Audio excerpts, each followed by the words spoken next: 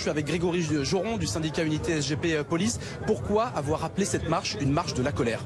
52 collègues qui ont mis fin à leur jour depuis le début de l'année.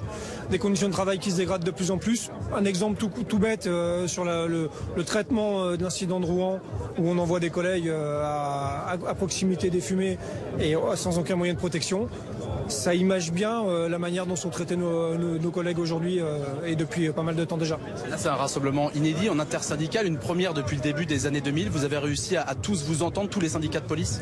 Oui, c'est simple, hein, encore une fois, c'est un mal-être qui est profond, ça touche tous les corps de la police, que ce soit des officiers, des commissaires, les personnels administratifs, techniques et scientifiques, le CEA évidemment, donc oui, on a des revendications qui sont communes, et la première, c'est évidemment d'être traité correctement. Au niveau de votre syndicat, vous allez faire une action principalement ciblée sur les suicides. Il y a beaucoup trop de suicides dans la police, plus de 50 cette année encore.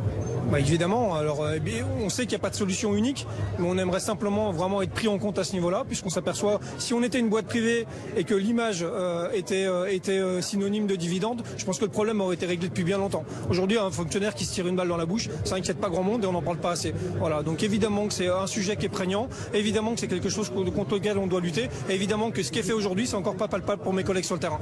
Merci beaucoup Grégory. Retrouvez toute notre actualité sur videopolice.com, la chaîne YouTube d'Unité SGP Police.